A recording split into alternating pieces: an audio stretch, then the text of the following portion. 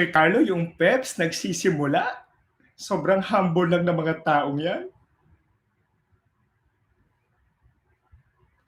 Tangina, ipaglalaban ko yung mga taong yan.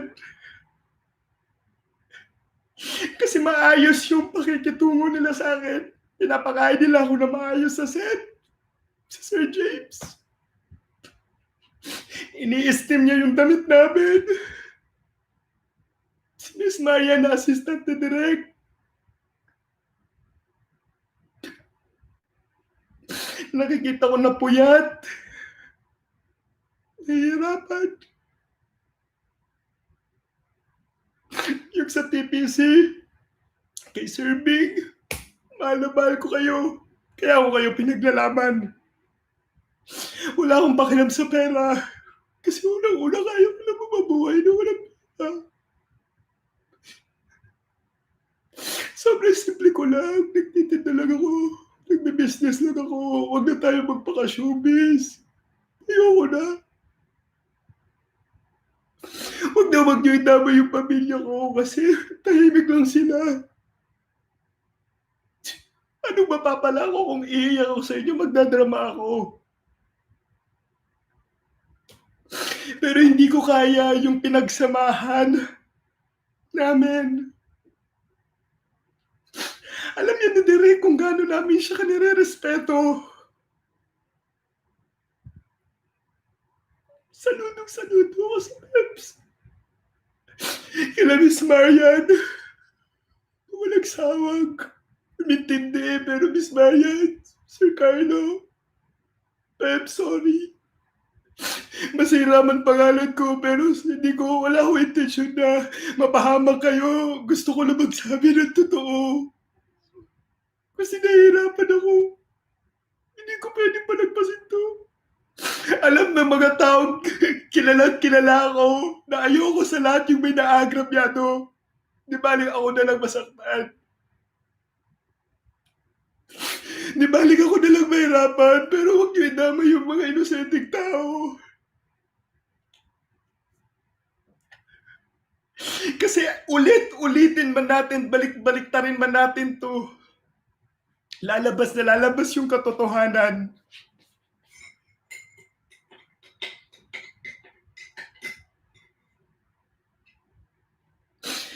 Sinabihan pa ako ni Derek kanina na mag-public apology ako para ibigay niya yung pera, yung bayad.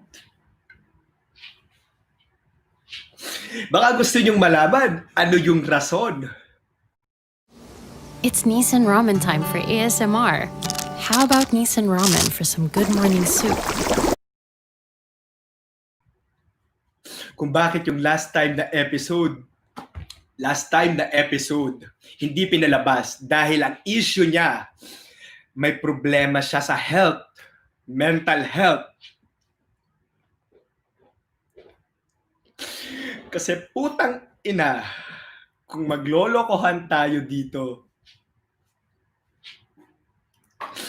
pumunta kami kay Derek, kasama ko si Sir Carlo, kinausap namin siya na mahinahon para kausapin kasi hindi niya ilalabas yung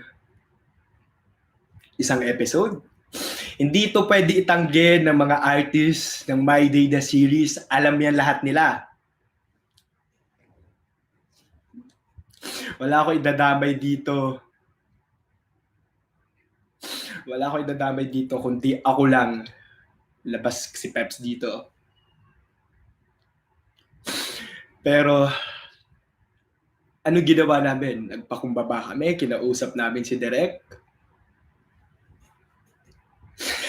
Yung mga basher, yung mga nagsasabi na Oxin lang malakas, yung mga angels ni Oxin. Guys,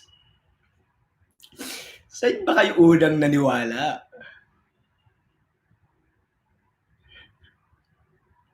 Kay Astan, di ba? Love na love nyo ako. Sinong unang kausap nyo? Sinong bumuo ng mga support club natin? Sino? Si Derek, director lang yan. Siya ang nag-i-edit, siya yung busy sa pag-edit ng My Day. Nakilala nyo si Derek? Okay. Pumunta kayo sa bahay ni Direk, nakausap nyo, okay. Ito lang gusto kong sabihin sa inyo, sa mga basher na galit sa akin, wala akong utang na loob, okay. Lagi niyong tandaan, wala akong galit sa inyo. Never. Kasi hindi nyo alam yung totoo. Pwede mong sabihin na na-brainwash kayo ni Direk o sino man, kung sino man nagsasabi sa inyo. Kasi si Direk, sabi niya, wala daw siyang sinasabi. Nasa akin yung copy. Gusto niyo ba ng sample? Hindi ko kailangan maglabas.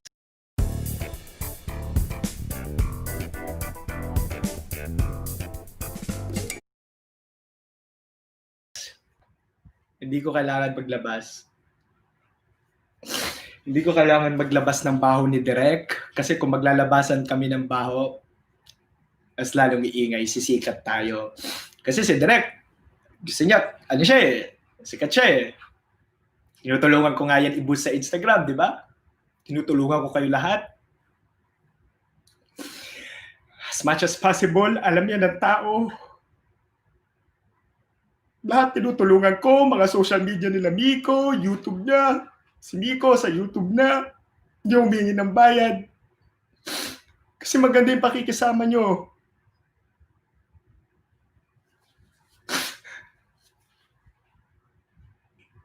May pakikisama, maganda yung pagsasama natin. Oxen Films, direksyon. Ibigay mo yung tama para sa Peps, then stop na tayo. Kasi kung magkakasuhan man tayo, so be it. Ako yung nagsimula, okay, kasuhan mo ko. Please, kasuhan mo ko, okay. Pero gagastos ka ba para sa lawyer? Shan. Yung mga panahon na wala pang kita yung YouTube, sino yung nasa tabi mo? Sino yung kasama mong lumabas? Kumain? Kuya Andrew, kasama ni Direk, kabalo ka kung si tinuod. Alam ko, pamilyado ka. Alam ko yung pakiramdam na may pamilya ka na binubuhay. Kaya kailangan natin ng pera. Pero sana wag nating kalimutan.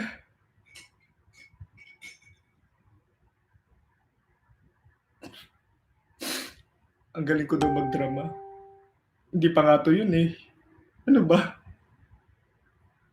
Ano magdadrama? Ano ba papala ako? Eh di sana sa series ko na lang. Sa series ko na lang sana binuhos. Pero ito lang. Ibigay mo yung tama para sa Pepshan.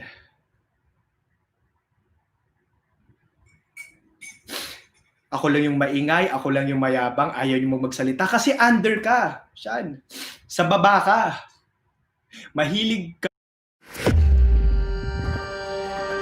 We all look at the same world, but we all look at it in a Magsabi-sabi sa mga supporters. Diyan lang. Sino ba mga kalaban mo? Wala naman akong kalaban eh. Huwag niyo akong hamunin. Huwag niyo akong hamunin. Nagpapaka-showbiz tayo ah. Gusto niyo magpaka-showbiz ako? Wag. Aminin ko yung totoo. Nanonood sila. Di natin kailangan sabihin kasi ang nakakatawa, ba't nila nalaman kahapon na nagla-live ako, kung ano yung pinagsasabi ko, tapos binlock nila kami? Binlock mo ako siya? Papalabasin mo na ako yung nag-block? Nagmumukha akong tanga? Kinakausap kita? Yung last conversation natin? Andito siya. Kahit i-delete mo man yan, i-block mo man yan siya. Yung mga screenshot, mga baho, Shan, yung kaso, kasuhan, okay. Magkasuhan tayo, sige, lalaban tayo, okay. Pero, ibigay mo yung tama, Shan. Ibigay mo sa Oxy, ibigay mo sa Peps. Ibigay mo yung tamang bayad nila. Guys, wala nang season 2, wag na po kayong umasa. Kasi sila Sir Carlo, ang Peps, gumawa na nga ng project. My Toxic Lover. My Toxic. Sino bang toxic? My Toxic Lover. Promote ko na rin eh. Kasi nagsho-showbiz na tayo, di ba? At confident ako, napapatok to. Napangako ko. Gagawin ko yung best ko. Kasi nasa tamang tawa ko, walang toxic sa amin. Ginagawa namin to for the love. Di kami mukhang pera? Sige. Huwag yung idama yung mga ibang wala dito. May nag-message sa akin, nagsasabi na ang kapal na mukha ni Cristel, na kung sali-sali daw, sali-sali. Tas ano pa yung sinabi niyo hindi maganda? Nakita niyo kung paano ko pinagtanggol si Miko sa mga interview. Wala pang issue ang Oxen Films to. Gagawin ko rin to kay Cristel. Hindi lang sa kay Cristel, sa lahat. Kasi mabait na tao si Cristel.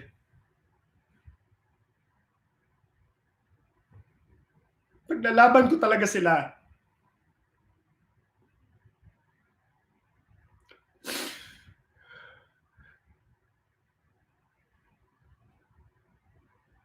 Isipin nyo guys, kung sinungaling ako, kung magaling ako gumawa ng storya, bakit lahat ng tao nasa side ng Peps? Kung masama ugali ng mga tao ng Peps, sige, bakit lahat nasa Peps? Si Miss Becky lang yung naiwan.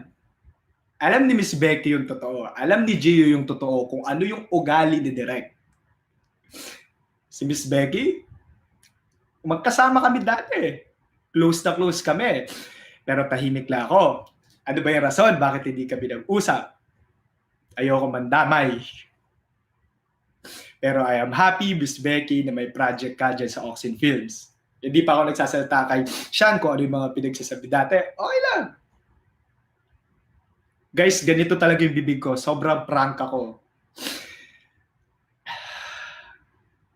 Ako yung very vocal kay Direk.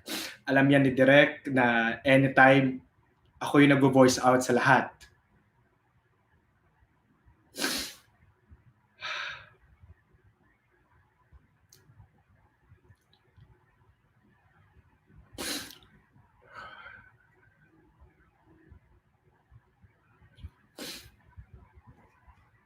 Sige. Guys, bibigyan ko kayo ng chance magtanong. Sasagutin ko lahat. Walang filter. Sobrang dami ng question. Paano ko kayo maiisa-isa? Sige, sasagutin ko. Dito kay Rain Jasny PH, Oxen Films ng Malakas. Nakapunta ka na kay Direk sa bahay niya. Ang bait ni Direk sa'yo, oo. Sige, gawin natin yan.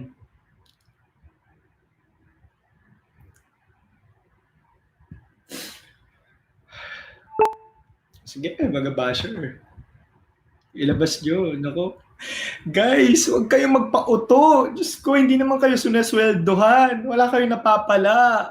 Magbabash kayo sa akin.